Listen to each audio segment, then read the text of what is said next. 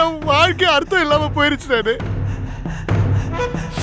நான் செத்தாதான் நீயும் நம்ம குடும்பமும் சந்தோஷமா இருப்பீங்கன்னு நினைக்கிறேன்.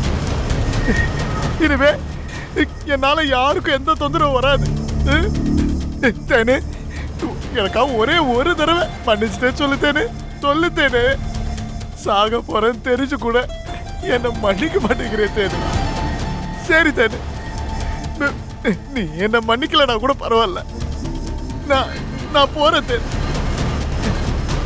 இனிமே நீ நீ பார்க்க முடியாது. நம்ம குழந்தைய பத்திரமா பாத்துக்கிட்டேன்னு என் பேர்ல இருக்கிற சொத்து, அக்கௌண்ட்ல இருக்கிற பணம் எல்லாத்தையும் உன் பேருக்கு மாத்திட்டு நான் போய் சேர்ந்துடுறேன் தேனு. நான் போய் சேர்ந்த உடனே எல்லாம் உன்னை தேடி வந்துடும். அதுக்கப்புறம் நீயும் நம்ம குழந்தையும் சந்தோஷமா வாழுங்க. இங்க பாரு, நம்ம பிள்ளைய நல்லா படிக்க வச்சு பெரிய இன்ஜினியராவோ டாக்டராவோ ஆக்கிறேன். என் பிள்ளைக்கு என்னால எதுவுமே செய்ய முடியல.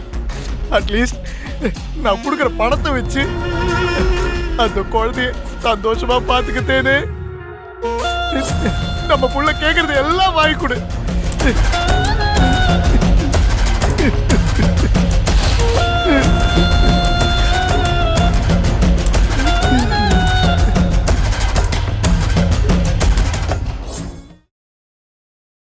நம்ம செத்துருவேன் சொன்னதும் தேனுக்கு கண்ணெல்லாம் கலங்குது. அப்போ நம்ம டிராமாவை நம்பிட்டா. கலக்கிட்டடா தென்னரசு.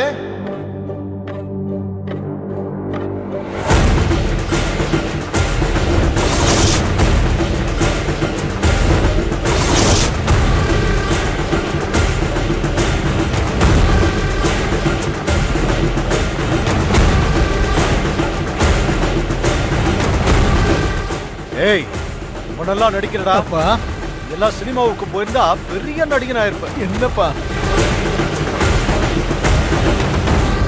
ஐயோ, இவ்வளோ நேரம் நம்ம நடிப்பை தேனு நம்பிட்டு இருந்தா இவனுங்க வந்து வாரி விட்டுருவானுங்க போலயே.